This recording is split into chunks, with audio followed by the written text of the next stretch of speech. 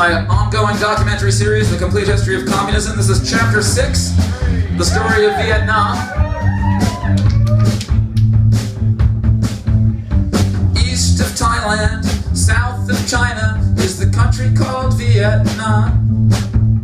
They fought for centuries to free themselves from the Chinese. They wanted independence for so long. They were free 900 years, then there came a time of tears when Vietnam was conquered by the French. Made to slave in French plantations under Western exploitation that they've not forgotten ever since. A student there called Ho left his Vietnam to go become a cook for European sailors. He lived in Harlem, London, and France, and he got a first-hand chance to see the Western world's successes and its failures. After World War I's collapse, when the world redrew its maps at the treaty meeting in Versailles, Ho attended pleading that they give Vietnam its freedom, but they wouldn't even let him try. Ho knew the USA had been a colony one day, and he admired the way we had fought before him. But he saw now only communism stood up for colonies' freedoms, while the capitalist world just ignored them. So Ho began communist studies and recruited other buddies. He wrote articles that reached back home. He kept organizing on the move until the chances might improve to get the French to leave poor Vietnam alone. Then in World War II's events, when the Germans beat the French, France's colonies were taken by Japan. So Ho returned to Vietnam after decades being gone. It was time to fight for real, not just to plan.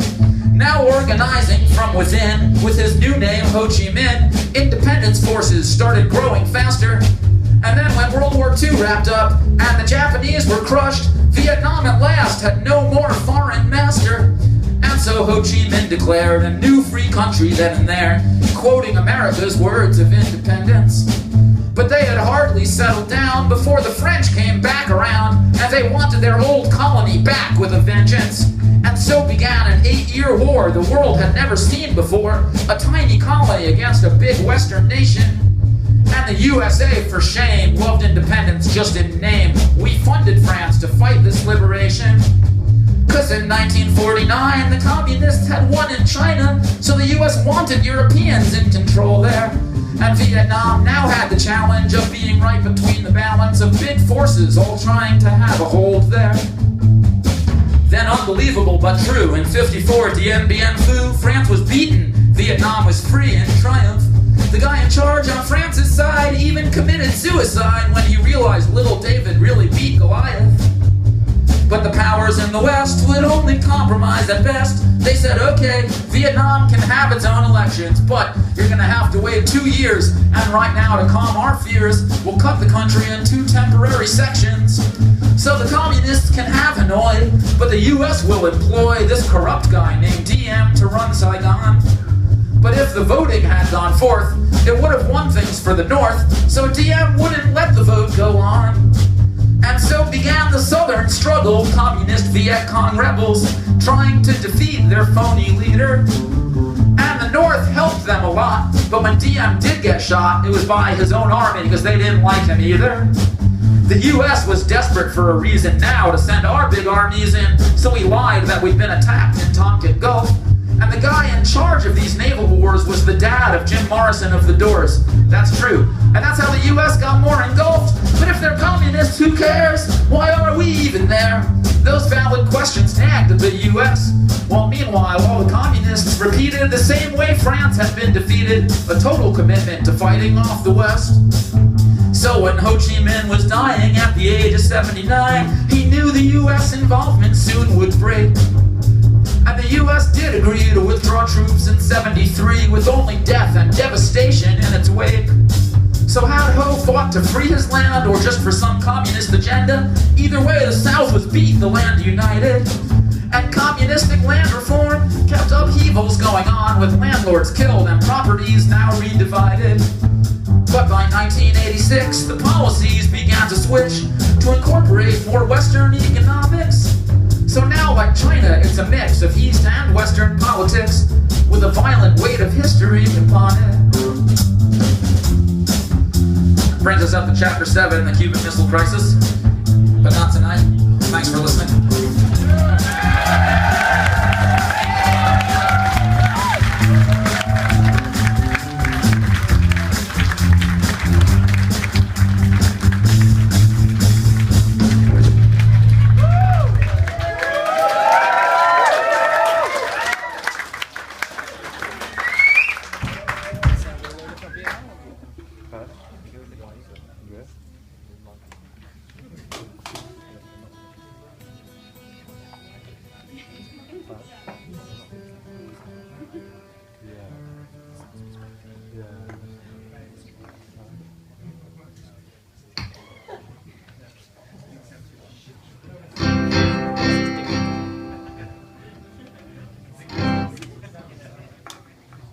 You know what people say about you guys behind your back? At least in the States. Around Europe also. People say that the food here is like really bad. What?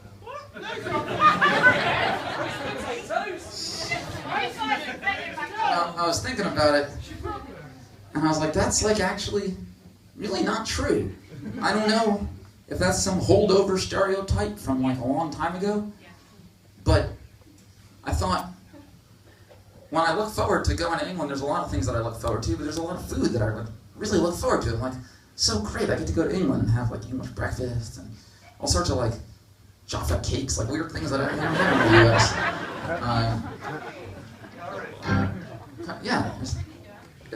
I mean, the list goes on and on. But there are a lot of things that I like in England. I love to see those British roads so free from advertising slogans. And I love your steering wheels that are reversed from my way.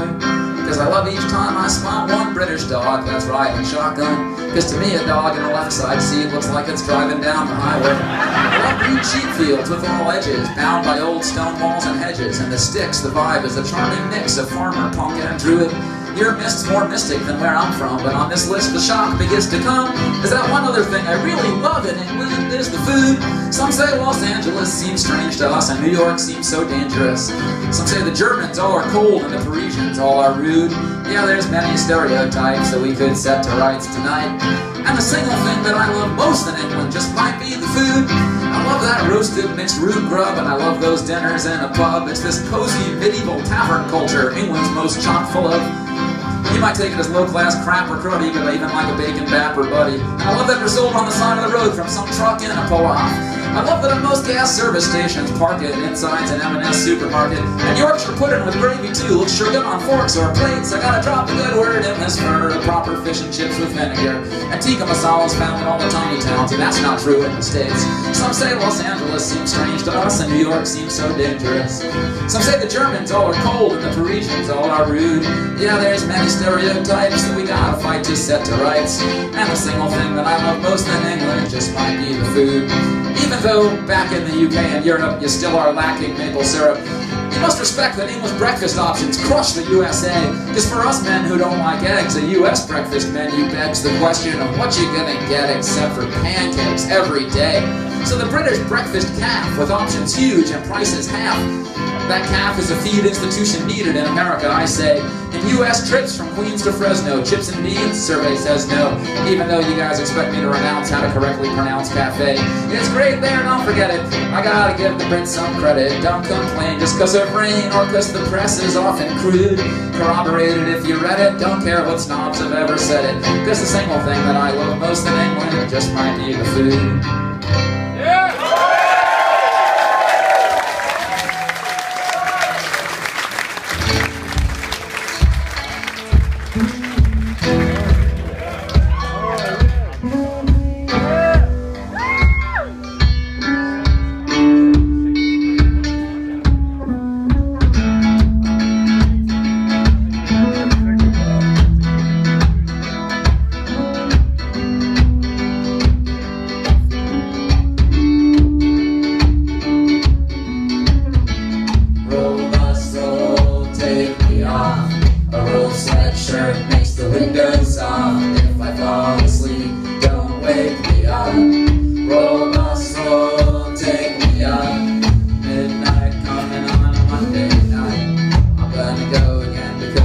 Feel right, quick pack, knapsack, quick snack, quick train,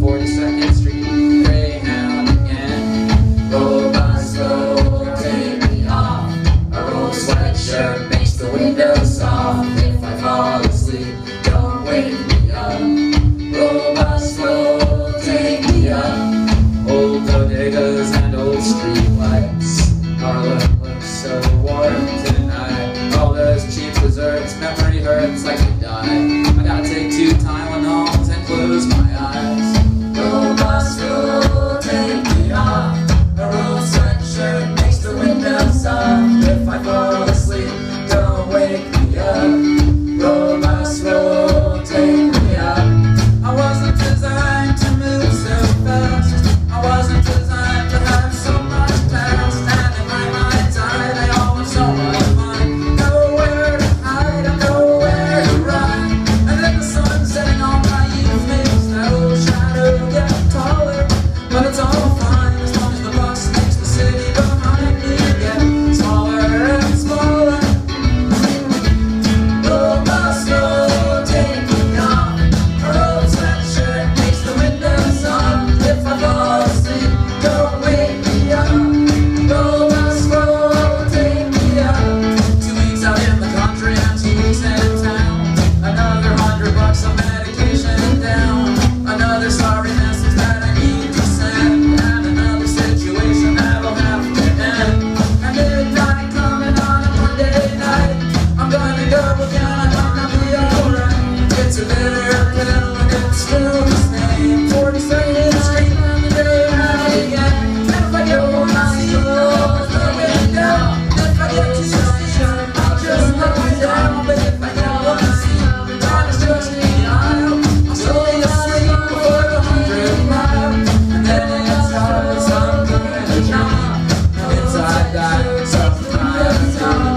And outside us to the bus. Every time we'll go back to inside me, I am asleep. And roll bus, roll, take me off. A rolled sweatshirt makes the window soft. If I fall asleep, don't wake me up. Roll bus, roll, take me up.